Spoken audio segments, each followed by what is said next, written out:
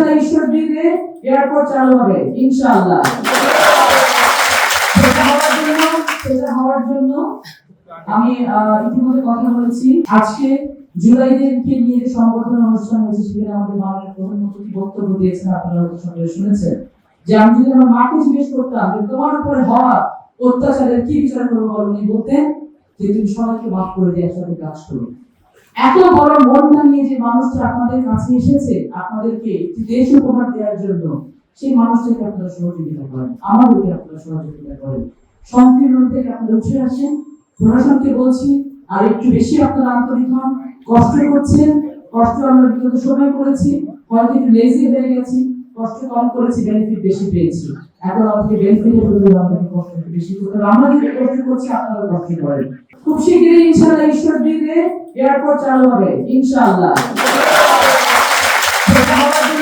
সেটা হওয়ার জন্য আমি ইতিমধ্যে কথা বলেছি। যদি এয়ারপোর্টে চালু হয়ে যায় তাহলে আমাদের এই অঞ্চলের ইনভেস্টমেন্ট আরো বাড়বে ইনশাআল্লাহ, বিদেশি ইনভেস্টমেন্ট আসতে পারবে। তারপরে আমাদের যাতায়াত সুবিধা হবে। আগে সকালে যে বিকালে যে চলে আসতে পারবো, আমার জন্য কষ্ট কম হবে।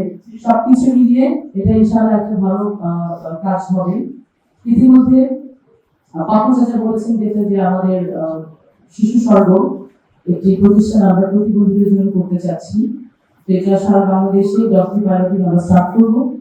আমি এখানে এসেছিলাম, আমি যদি তদন্ত করে দেখতে পারি, সেক্ষেত্রে একটি ফিজিবিলিটি চেক করে গেছি কিছু এসে, আরো কয়েকটি টিম আসবে, যতটুকু সম্ভব সেই কাজে আমরা শুরু করবো।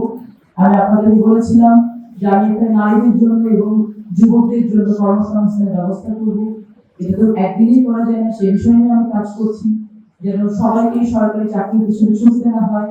সরকারি চাকরি আমার সমাজ কল্যাণ মন্ত্রণালয় থেকে একটি সার্কুলার দেওয়া হয়েছে 1400 পোস্টের জন্য, লক্ষ লক্ষ হচ্ছে দরখাস্ত।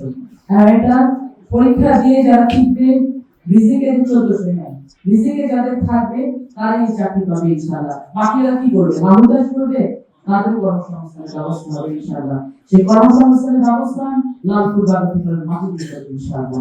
এর সন্তান এখানে থাকতে পারে, মহিলারা কাজ করতে পারে।